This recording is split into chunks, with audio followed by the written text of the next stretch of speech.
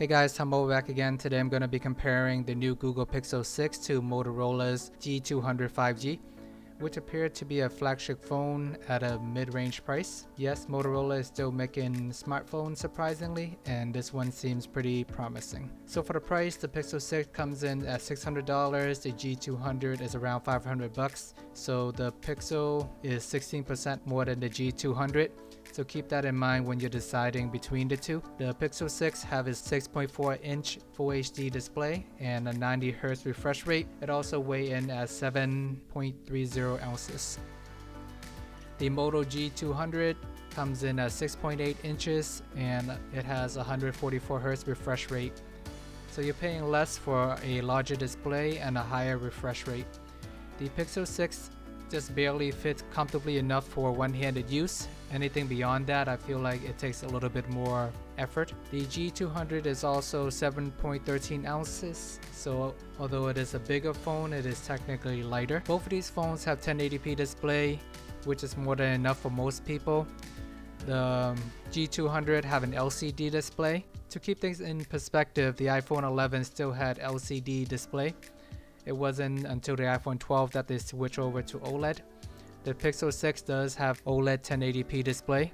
Once again, I don't think most people can really tell the difference unless you're looking really closely. In terms of battery life, the Pixel 6 have a 4614 mAh battery and the Motorola have a 5000 mAh battery.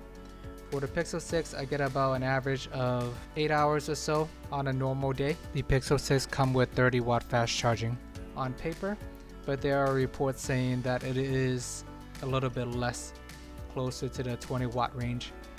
Either way, I don't think it makes too much of a difference. Motorola, on the other hand, does come with a 33-watt fast charging, so it does have an edge over the Pixel 6, and it also comes with a charger included in the box, which is rare these days. But in general, both of these phones, within half-hour charge, you should make it through about half the day, if not more.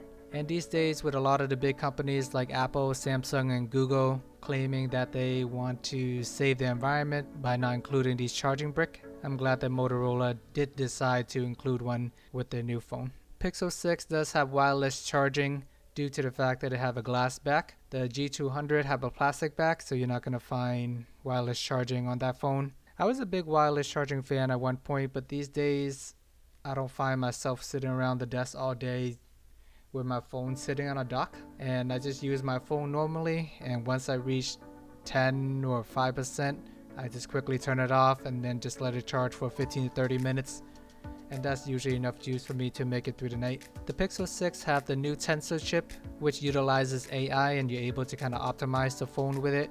Google is trying to create a similar experience compared to Apple, and I do like how Google is really going for it this time with the marketing.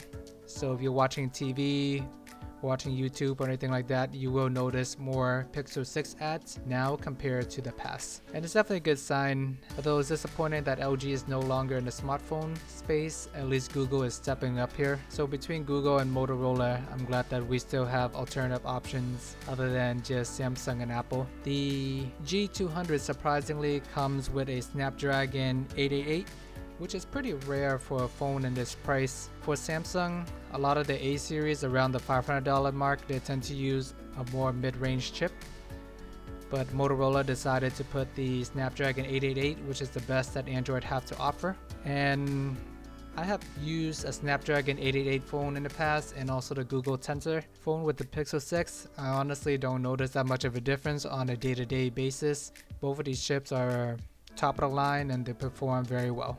Although with the new Tensor chip, I do like some of the features such as the text-to-speech. It does have the ability to kind of does all the punctuation and everything for you. It is pretty good at dictation. In general, it's very accurate and very fast, and I'm pretty impressed with how it works. And with the Pixel 6, I do like some of the cool features that they have, such as the music detection in the background. If you're walking through a store and something is playing, it will automatically detect that and save it in a playlist for you. So whenever you want to go back, if you suddenly remember a song that you heard in a grocery store like 2 weeks ago, there's a history for that, which is pretty nice. Both of these phones have 8 gigs of RAM, so they are tied there. and the base model is 128GB for both, but you can always pay more if you want more storage. If you enjoy seeing videos like these, please take a moment to like and subscribe. The Pixel 6 have a dual camera in the back, and in general, Google tends to take really good photos even when they will use an older sensor. They are able to kind of utilize the AI and all the software features to make the pictures look very good. And I do like the new bold pixel design. Initially when I first saw it, I thought it was kind of ugly, but now it does kind of make the Pixel phone stand out. And they got the visor cyclops looking thing in the back. That, along with all the Google AI and all the software features, I think it makes for a great camera on the Pixel 6. With the Pixel 6 you get a 50 megapixel main camera, a 12 megapixel ultra wide camera. It has some cool Snapchat integration, but I honestly don't really use much of that on a day-to-day basis. Awesome night photos. It does take a while to kind of capture, and also have an astrophotography mode, which is pretty cool. If you're ever in an area with stars, you can just stick your phone up in the sky and it's able to kind of capture that. The magic eraser function is a little bit cool as well on the Pixel 6 side. Basically, if there's anybody in the picture you want to erase, you can just circle it and then they'll magically disappear. Although there's going to be some weird smudging mark and you may need to go back and edit it a little bit more. Maybe the photo is clear and there's not too much going on in the background, you can get it to look better. But for the few times that I do try it, I can never get it to work the way that I want and to make it look really good.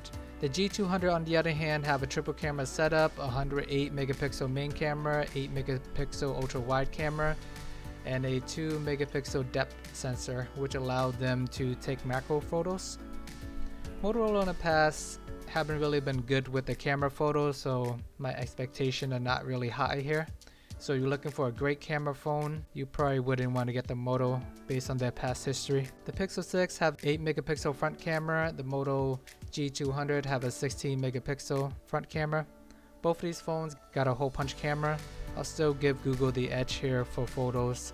You don't see headphone jacks on a lot of these smartphones these days, although sometimes they do sneak it in these mid-range phones, but neither of these phones do have it. The Pixel 6 have an in-screen fingerprint sensor.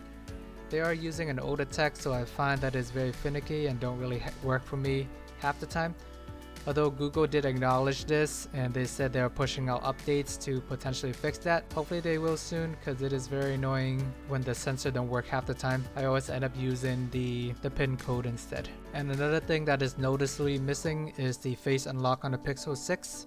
And that is supposedly coming in the future as well in a software update. Although it's not secure, I still like to have the option just to make it a little bit more convenient, especially when the fingerprint sensor is not that great. The G200 on the other hand have an actual fingerprint reader, which I do like a lot better, and in general they tend to perform better than the on-screen fingerprint sensor. And also have face unlock as well. Although some of the newer sensors such as the Galaxy S21, they do have ultrasonic in-screen fingerprint sensor, those tend to work pretty fast, but in this case I'll give the G200 the edge. SD card are pretty much gone forever on flagship phones, and I think I'm okay with that, so neither of these phones support micro SD. The Pixel 6 does come with Android 12, Motorola comes with Android 11. Pixel 6 you're gonna have better software support, better updates, and just in general a cleaner Android experience with less bloatware and duplicated apps. Motorola on the other hand is coming in with Android 11, so it's a little bit of a bummer, and I don't really expect much from a software update from Motorola. Design wise, Pixel 6 got a glass back and matted sides. It definitely feels more premium and they're using more expensive material. They got the cool two-tone color look, which I think is pretty fun. The G200 looks more safe and boring, a little bit plain. It is made of plastic, so that is where you're saving a lot of money there. At a glance, if you look at the back of the phone, you may think it is a OnePlus or a Galaxy. It does have the Motorola logo going for it in the middle back though. For always on display, I do like that there is more customization on the Motorola phones. You can change the clock style, and I remember Motorola being one of the early pioneers of always on display before it became standard on the Galaxy and many other phones. Pixel, for the life of me, I cannot find out how to customize it, the always on display. so it's a little disappointing. I do like the stock clock, but it would be a little bit better to have more options. Pixel 6 is definitely more widely available around the world, so they do have an advantage there. The Moto G200 is releasing in Europe first and then Latin America, and I can see the reason why they decided to go that route.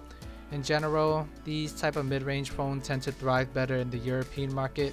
Consumers are a little bit more conscious about the specs and prices. US on the other hand, a lot of people just get iPhones and call it a day. Then the next group of people just grab the Galaxy phones. So even if the Moto G200 is available in the US right away, I don't see a lot of people gravitating towards it right away. But it's always nice to have more options. So it all comes down to what you're looking for in a phone. If you're looking for something new from Google and want to experience the full Android 12, I would try the Google Pixel 6. But if you want to save a little bit of money, then you can go for the Moto G200. The Pixel 6 will likely offer better photos, but the Motorola, you are paying less and you get a higher refresh rate. You do get a macro camera, a bigger battery, faster charging with the brick included, and a larger display. So you're definitely getting a lot for the Moto G200 as well. But Pixel 6, you're gonna have the better software. But let me know which phone that you prefer and why. Are you excited about Google and the new Tensor chip? Or are you more excited about more competition around the mid-range price? Thanks for watching and see you guys next time.